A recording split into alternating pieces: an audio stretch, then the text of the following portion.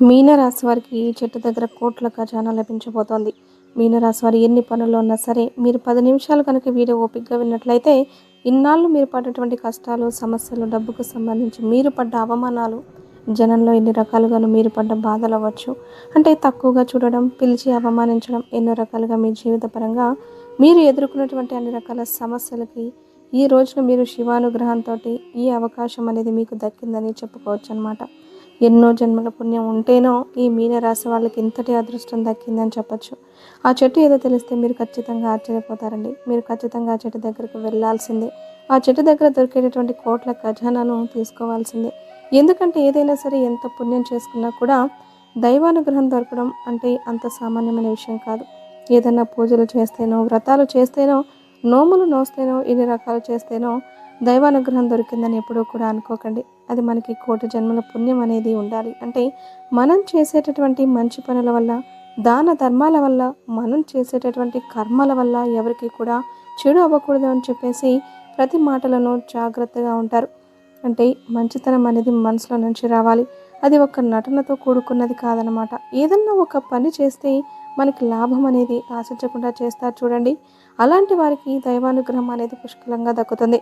అలాంటి గొప్ప మనసు అనేది మీనరాశి వారి సొంతం కాబట్టి ఆ అదృష్టం, ఆ అవకాశం, ఆ వరం అనేది ఈ రోజున శివానుగ్రహంతో మీకు దొరికిందని చెప్పుకోవచ్చు.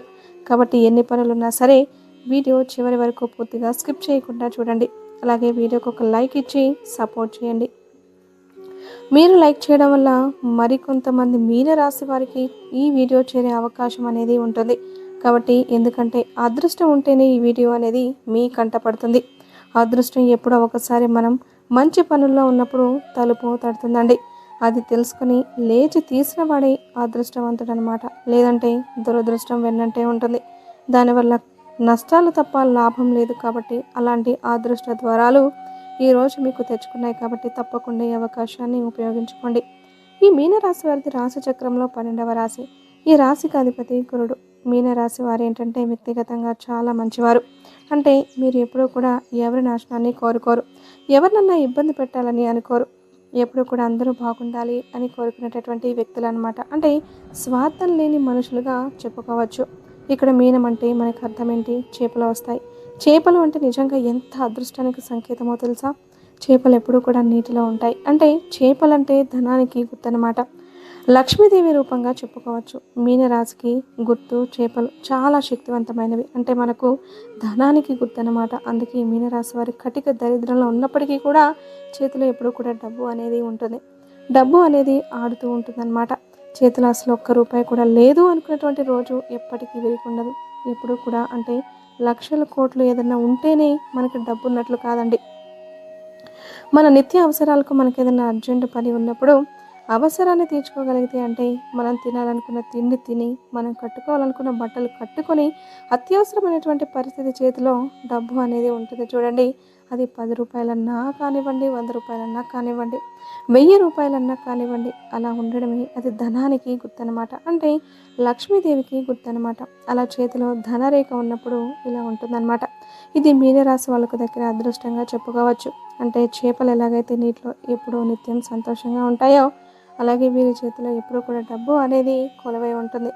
వీరికి ధనానికి జీవితంలో ఎప్పటికీ కూడా లోటు అనేది ఉండదు.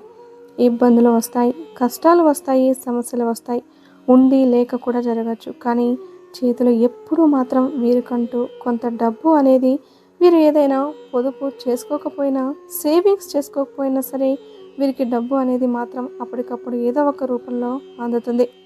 అది వీరి అదృష్టంగా చెప్పుకోవచ్చు. ఈ మీనరాశి వారు వచ్చేటప్పటికి వ్యక్తిగతంగా చాలా మంచివారు అనమాట.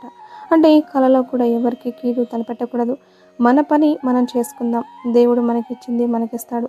మనకి లేని దాని జోలి మనకెందుకు అనవసరం అని చెప్పేసి ఎక్కువగా బాధ అనేది అస్సలు పడరు. ఎక్కువగా దేని గురించి కూడా అస్సలు ఆలోచించరు, పట్టించుకోరు కూడా.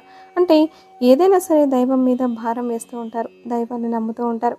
అయితే వీరికి ఏంటంటే ఇళ్లలోనే కొంచెం శత్రుత్వం, పగ, ద్వేషాలు అనేవి ఎక్కువగా ఉంటాయన్నమాట. అంటే అమితమైనటువంటి ప్రేమ కుటుంబ సభ్యుల మీద, అది భార్య మీద కావచ్చు, భర్త మీద కావచ్చు, లేదా బిడ్డల మీద కావచ్చు. అమితమైనటువంటి ప్రేమ, అతి జాగ్రత్త, అతిగా మాట్లాడడం, అతిగా శ్రద్ధ చూపించడం, ఏదైనా సరే కావాల్సిన దానికన్నా కూడా ఎక్కువగా చూపించడం ఇట్లాంటివి చేసేసరికి ఏంటంటే వారికి కుటుంబంలోనే కొంచెం శత్రుత్వం ఏర్పడే అవకాశం అనేది ఉంటుంది. ఏదైనా సరే ఎవరికైనా సరే మితిమించి చేస్తే మాత్రం ఎవరికైనా అంటే ఇప్పుడు కూరల్లో కానివ్వండి, కాఫీలో, టీలో కానివ్వండి పంచదార ఎక్కువ వేసుకుంటే అది తీపి అనేది ఎక్కువగా ఉంటే తాగగలుగుతామా? అలాగే కూరలో ఉప్పు ఎక్కువైతే అలాంటి కూరలు తినగలుగుతామా? అలాగే కుటుంబ సభ్యుల కోసం అని చెప్పేసి ప్రతిదీ కూడా మీ ఇష్టాలను వారి మీద రుద్దినట్లయితే వారికి దానివల్ల ఇబ్బంది తప్ప ఎలాంటి సంతోషం అనేది ఉండదు. కాబట్టి ఏదైనా సరే మీరు మీ మనసులో అదుపులో ఉంచుకోగలిగితే మీకు అలాగే వారి భవిష్యత్తుకు మీ భవిష్యత్తుకు కూడా చాలా మంచిది. మీ గౌరవ మర్యాదలు అనేవి మీరు చేసే పనుల ద్వారా పెరుగుతూ ఉంటాయి అని చెప్పుకోవచ్చు అనమాట. కాబట్టి ఏదైనా అవసరం ఉంటే అవసరమైనంత వరకే మనం మన బిడ్డలకైనా అందించాలి. కానీ అంటే ఆస్తులు పాస్తులు మన శక్తికి మించి మనం ఆశతో చేసినా పర్వాలేదు, కానీ అందించేవి తినే తిండి అవ్వచ్చు ఏదైనా సరే కడుపు నిండినంత వరకే పెట్టాలి. కానీ మితిమీరి పెడితే ఏంటంటే అది వారికి కూడా చాలా ఇబ్బంది పెట్టేటటువంటి అవకాశం అనేది ఎక్కువగా ఉంటుంది. దానివల్ల మీకు ఎటువంటి గౌరవ మర్యాదలు దక్కవు. కాబట్టి దీన్ని బట్టి మీరేంటంటే మీరు చేసే ప్రతి చిన్న పనుల్లో కూడా మార్పులు చేర్పులు చేసుకోగలిగితే చాలా మంచిదన్నమాట. ఏదైనా సరే అతిగా అనేది చేయకపోవడం మీకు చాలా చాలా మంచిది. లేకపోతే మీరు ఇబ్బంది పడేది కాక పక్కన వాళ్ళని కూడా నా అనుకునే వాళ్ళని కూడా ఇబ్బంది పెట్టేటటువంటి అవకాశాలనేవి ఎక్కువగా ఉంటాయన్నమాట. వ్యక్తిత్వం మంచిదే, కానీ మంచితనం మితిమించితే అది చెడుగా మారేటటువంటి అవకాశం అనేది ఎక్కువగా ఉంటుంది. కాబట్టి జాగ్రత్తగా ఉండండి. ఇంకా వీరిలో కొంచెం తొందరపాటు అనేది ఎక్కువగా ఉంటుందన్నమాట. అంటే ఏదైనా సరే ఏదన్నా పని అనుకుంటే వెంటనే అయిపోవాలి అనుకుంటారనమాట. ఆ పని కోసం అంటే పక్కన వాళ్ళను కూడా కొంచెం ఇబ్బంది పెడుతూ కంగారు పెడుతూ ఉంటారనమాట. కంగారు అనేది ఎక్కువగా ఉంటుంది. కాబట్టి ఆ తొందరపాటు అనేది మీరు తగ్గించుకోండి. ఎందుకంటే పనులన్న తర్వాత అవుతూ ఉంటాయి, చేసుకుంటూ పోతుంటే అవి అవుతూ ఉంటాయి. అంతేకాని ప్రతి పని గురించి మనం అంటే ఏదైనా సరే మనం ఇబ్బంది పడినా పర్వాలేదు, కానీ పక్కన వాళ్ళని ఇబ్బంది అస్సలు పెట్టకూడదు. మన ఆలోచన విధానం ఉన్నట్లుగా అందరిది ఉండాలి అని చెప్పేసి మనం అనుకోకూడదనమాట. కాబట్టి మీరు ఏదైనా సరే కొంచెం అది అనేది మీరు తగ్గించుకోగలిగితే జీవితంలో మీకంటూ తప్పకుండా ఒక గౌరవ మర్యాదలు దక్కుతాయి. లేకపోతే మీకు ఇంట్లోనే శత్రుత్వం, ఇంట్లో మనుషులే మీకు శత్రువులుగా మారే అవకాశం అనేది ఉంటుంది. అది మీ మనసుకు కూడా అర్థమవుతుంది. కాబట్టి చాలా వరకు కూడా చిన్న చిన్న పొరపాట్లు ఏముందిలే అని చెప్పేసి అనుకోకుండా మాట మాట్లాడేటప్పుడు కానీ మనం మనుషులం, మన పిల్లలైనా మన భర్త అయినా మన భార్య అయినా సరే పక్కన ఒక మాట తొందరపడి మాట్లాడితే ఏంటంటే ఒకసారి రెండుసార్లు అంటే గౌరవిస్తారు, సర్దుకుంటారు. కానీ అది మితిమీరితే ప్రమాదంగా మారే అవకాశం అనేది ఉంటుంది. కానీ మీ మనసు మాత్రం చాలా మంచిదండి. మిమ్మల్ని అర్థం చేసుకోగలిగిన వాళ్ళు అదృష్టవంతులుగా చెప్పుకోవచ్చు. ఎందుకంటే మీరు అర్థం చేసుకుంటే ఎంత ప్రేమనైనా పంచుతారు. కానీ మీకు వ్యతిరేకంగా ఎవరైనా ఒక చిన్న మాట మాట్లాడినా కూడా వారి మీద విపరీతమైన ద్వేషం పెంచుకుంటూ ఉంటారనమాట. కాబట్టి ఎప్పుడైనా సరే మనం అందరినీ అర్థం చేసుకోవాలి. మనల్ని అందరూ అర్థం చేసుకోవాలని కాదు, ఎవరి మనస్తత్వాలు వారికి ఉంటాయి. కాబట్టి ఎవరిది మన మైండ్ సెట్ మనకి ఎలాగైతే ఉందో వారి ఇష్టాలు వారికి కూడా అలాగే ఉంటాయి కదా అని చెప్పేసి గౌరవించాలి. కానీ అందరూ మన మాటే వినాలి అనుకోవడం పొరపాటు. ఎంత బిడ్డలైనా ఎంత మనం ఇంట్లో మనుషులైనా సరే ఎవరి నిర్ణయాలు వారికి ఉంటాయి, తప్పనుకోండి. ఇది తప్పు అని చెప్పడం వరకు మన ధర్మం. వింటారా వినరా అనేది ఒకటికి రెండు సార్లు దండించాల్సినప్పుడు దండించాలి, మందలించాల్సినప్పుడు మందలించాలి. అది కూడా వాళ్ళు వినకపోతే అది వాళ్ళ కర్మానుసారంగా ఉంటుంది. కాబట్టి కొంచెం మీరు ఇలాంటి చిన్న చిన్న మెలకువలు నేర్చుకుంటే మీరు చాలా మంచివారండి. మిమ్మల్ని అర్థం చేసుకుంటే మాత్రం మీ అంత ప్రేమ అనేది ఈ భూమి మీద ఎవ్వరూ కూడా పంచలేరనమాట. ఈ మీన రాశి వారు పంచినటువంటి ప్రేమను ఇక మీకున్నటువంటి మంచి మనస్తత్వం వల్ల దైవానుగ్రహం అనేది పుష్కలంగా మీ మీద ఉంది. ఏ మనిషి అర్థం చేసుకున్నా చేసుకోకపోయినా దైవం అన్నీ గమనిస్తూనే ఉంటాడు. దైవం మిమ్మల్ని ఎప్పుడూ కూడా అర్థం చేసుకుంటూనే ఉంటుందన్నమాట. మీరు చేసే ప్రతి పనిని కూడా ఎప్పుడూ దైవం గమనిస్తూ ఉంటుంది. వీళ్ళు ఎక్కువ పర్సన్ శాకాహారంగా కూడా ఉంటారు. కాబట్టి ఎక్కువగా దైవనామ స్మరణ చేసుకుంటూ కాస్త దైవానికి పూజలు చేసుకుంటూ, కాకపోతే కష్టాలన్నీ వీరికి ఎక్కువ సంఖ్యలో వస్తూ ఉంటాయన్నమాట. కాబట్టి కొంతకాలం నుంచి దైవానికి దూరంగా ఉంటున్నారని కూడా చెప్పుకోవచ్చు. కాకపోతే ఎక్కడ ఎవరిని కూడా ఇబ్బంది పెట్టని మనస్తత్వం కాబట్టి దానివల్ల మీకు దైవానుగ్రహం అనేది దక్కింది. ఆ దైవానుగ్రహం వల్ల మీరు పడ్డ కష్టాలు, బాధలు అన్నీ కూడా మీరు దైవం దగ్గరికి వెళ్ళి ప్రత్యేకంగా పూజ చేయకపోయినా ప్రతిదీ కూడా గమనిస్తూ ఉంటుంది. దైవం అంటే కొంతమంది పూజ చేసే వాళ్ళు ఉంటారు, కొంతమంది పూజలు చేయని వాళ్ళు ఉంటారు. కష్టాలు అనేవి ఎక్కువగా ఉన్నప్పుడు వారికి చేసే సమయం, తీరిక ఉండవు. బాధల్లో కొంతమందికి ఓపిక కూడా నశిస్తుంది. అందులో ఈ మీనరాశి వ్యక్తులకి ఏంటంటే అనారోగ్య పరిస్థితులు ఈ మధ్య ఎక్కువగా ఉంటున్నాయి. వీరికేంటంటే కళ్ళకు సంబంధించిన సమస్యలు, అలాగే కాళ్ళకు సంబంధించిన సమస్యలు అంటే మోకాళ్ళ నొప్పులు, కాళ్ళు అరిగిపోవడం, కాళ్ళ నొప్పులు, అలాగే కండరాలు అరిగిపోవడం, జాయింట్ పెయిన్స్, ఇట్లాగా కాళ్ళకి సంబంధించిన అనారోగ్య సమస్యలు ఎక్కువగా ఉంటాయి. కొంచెం గ్యాస్ ప్రాబ్లమ్స్ కూడా ఉంటాయి కాబట్టి కొంచెం వీరికి ఏంటంటే ఎక్కువగా ఈ మధ్య అనారోగ్య సమస్యలతో ఇబ్బంది అయితే పడుతున్నారు. కాబట్టి కొంచెం ఆరోగ్యం మీద మీరు దృష్టి పెట్టుకోవడం అనేది చాలా మంచిది. కొంచెం బరువు తగ్గడం, మంచి ఆహారం తీసుకోవడం, నూనె పదార్థాలు తగ్గించుకోవడం ఇలాంటివి చేయడం మంచిదన్నమాట. మీరు చేతనైనంత వరకు మూగ జీవాలకు కానివ్వండి, లేక ఎవరైనా ఇబ్బంది పడుతుంటే వారికి పెట్టే చెయ్యి అన్నమాట. అంటే పెట్టే చెయ్యి ఎవరైనా సరే సంతోషంగా ఉండాలి, మర్యాద చేయాలి, వాళ్ళు తృప్తిగా తినాలి అని చెప్పేసి అలాగ పెట్టే చేయి వల్ల కడుపు నింపుతూ ఉంటారనమాట. కాబట్టి అది వీరికి ఒక వరంగా మారిందని చెప్పుకోవచ్చు అనమాట. అది మనిషికి అవ్వచ్చు, ఏదైనా మూగ జీవాలకు అవ్వచ్చు. అది చాలా చాలా మంచి అలవాటు. అదే మీరు చేసుకున్న పుణ్యం అని చెప్పుకోవచ్చు అనమాట. ఇట్లా మీరు చేసినటువంటి ప్రతి పుణ్యం వల్ల, ప్రతి పుణ్య కార్యం వల్ల దైవానుగ్రహం, ముఖ్యంగా శివానుగ్రహం అనేది ఉండి ఈ చెట్టు కింద మీకు కోట్ల ఖజానా లభించబోతుంది. ఆ చెట్టు ఏదో తెలిస్తే మీరు ఖచ్చితంగా ఆశ్చర్యపోతారండి. ఆ చెట్టు మరి ఏదో కాదు, జమ్మి చెట్టు అనమాట. జమ్మి చెట్టును మీరు చాలామంది చూసే ఉంటారు. కొంతమందికి తెలిసి ఉండొచ్చు, కొంతమందికి తెలియకపోవచ్చు. జమ్మి చెట్టు అనేది మీకు మీ ఇళ్ళ దగ్గర ఎక్కడ ఉన్నా, అంటే మీ ఇంటి బయట కావచ్చు, దేవాలయాల్లో కావచ్చు, బయట కావచ్చు, లేదా రోడ్డు ప్రక్కల అవ్వచ్చు. జమ్మి చెట్టు ఎక్కడ ఉంటే అక్కడ జమ్మి చెట్టు దగ్గరికి వెళ్ళి ఆ జమ్మి చెట్టును తాకాలి. ఆ జమ్మి చెట్టు దగ్గర మీకు కోట్ల ఖజానా లభించబోతోంది.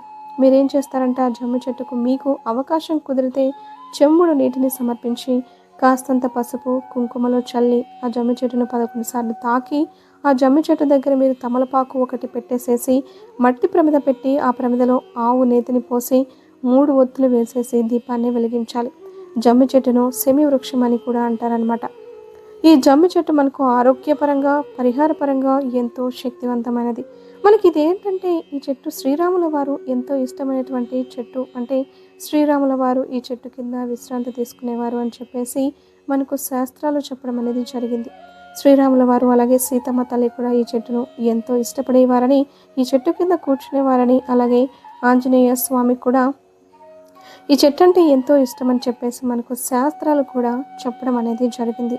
అలాగే సాక్షాత్తు ఆ పరమేశ్వరుడికి కూడా ఎంతో ప్రీతికరమైనటువంటి చెట్టు అనమాట ఈ జమ్మి చెట్టు అనేది. మీకు కొంతమందికి తెలియకపోయినా తెలుసుకొనైనా సరే ఈ జమ్మి చెట్టు దగ్గరకు మీరు తప్పనిసరిగా వెళ్ళి ఈ జమ్మి చెట్టుకు ప్రత్యేకమైనటువంటి నేను చెప్పినట్లుగా మీరు ఇలా చేసినట్లయితే మీకు ఆ చెట్టు దగ్గరే కోట్ల ఖజానా లభిస్తుంది. కోట్లు అంటే అక్కడ కోట్లు ఉంటాయని కాదండి. మీరు ఏదైతే ధనం కోసం ఎంత ఇబ్బంది అయితే పడుతున్నారో మీకు అలాంటి మూసుకుపోయినటువంటి ధన ద్వారాలు తెచ్చుకొని మీరు పడ్డ కష్టాలన్నింటికీ కూడా ఫుల్ స్టాప్ పడి ఇక చాలు, మీరు పడింది చాలు, ఇప్పటి నుంచి నేను మీకు కలుసుబాటు ఇస్తానని చెప్పేసి ఆ దైవం తలుపు తడుతుంది. అంటే ఇక 4 దిక్కుల నుంచి కూడా మీకు ధన ద్వారాలు తెరుచుకోవడం, అంటే మోసుకుపోయిన ధన ద్వారాలు తెచ్చుకొని మీకు డబ్బు పరంగా కలిసి రావడం, ఉన్న ఆస్తులు పెరగడం, లేదా ఏదైనా కొనుగోలు చేసుకోవడం అవ్వచ్చు. ఏదన్నా మీకు ఇబ్బందులు ఉంటే ఉద్యోగాలు లేకపోతే ఉద్యోగం రావడము అవ్వచ్చు. వివాహం కాని వారికి వివాహం జరగడము, సంతానం లేని వారికి సంతానం కలగడం, ఆరోగ్యం లేని వారికి మంచి ఆరోగ్యం, మనశ్శాంతి లేని వారికి మనశ్శాంతి, అలాగే మీకు ఆర్థిక పరంగా మంచి ఎదుగుబాటు అనేది ఈ జమ్మి చెట్టు దగ్గర మీకు దొరుకుతుందండి. కాబట్టి తప్పనిసరిగా మీరు ఈ పరిహారం అనేది చేయండి. ఈ పరిహారం వచ్చేటప్పటికి మీరు 11 సోమవారాలు చేయాలి. ఇలా చేయడం వల్ల మీ సుడి తిరిగి పట్టిందల్లా బంగారం అవుతుంది. కోట్లు దూసుకు వస్తాయి. అలాగే ఈ చెట్టును తాకడం వల్ల కోటి జన్మల పాపాలు అనేవి తొలగిపోయి కోటి జన్మల పుణ్యాలు కూడా మీ సొంతం అవుతాయి. కాబట్టి తప్పకుండా ఈ పరిహారం అనేది చేసేయండి. అర్థమైంది కదండి ఏం చేయాలి ఏంటి అనేది. మీన రాశి వారికి ఏ చెట్టు కింద కోట్ల ఖజానా లభించబోతుందో ఇది నమ్మకంతో చేయాల్సినటువంటి పని. నమ్మకం లేకపోతే మనం దైవాన్ని అవమానించినట్లు అవుతుంది, దైవాన్ని నిందించినట్లు అవుతుంది. ఎందుకంటే మనిషికి నిజమైనటువంటి ఆస్తి దైవాన్ని నమ్మడం అండి. అలాగే దైవం మనకిచ్చేటటువంటి దాన్ని స్వీకరించడం. కాబట్టి ఎప్పుడు కూడా దైవాన్ని అవమానపరచకూడదు. దైవం పరంగా ఏ విశేషం తెలిసినా కూడా మనం తిట్టుకోకూడదు. అలా చేస్తే అది దైవాన్ని నిందించినట్లు అవుతుంది. కాబట్టి తప్పనిసరిగా ఇలా చేసేయండి. వీడియో నచ్చితే ఒక చిన్న లైక్ ఇచ్చి సపోర్ట్ చేయండి. మీరు లైక్ చేయడం వల్ల వీడియో మరికొంతమందికి చేరి వారు కూడా తెలుసుకునే అవకాశం అనేది ఉంటుంది. అలాగే దేవతా వృక్షమైనటువంటి జమ్మి చెట్టుకు కూడా మీరు నమస్కారం చేసి ఓం నమ శివాయ అనే మంత్రాన్ని చెప్పుకొని, అలాగే ఓం నమ శివాయ అనేటటువంటి కామెంట్ని కూడా మీరు చేయడం వల్ల మీకు అంతా మంచి జరుగుతుంది. మీకు తెలిసినటువంటి మిత్రులు కూడా షేర్ చేయండి.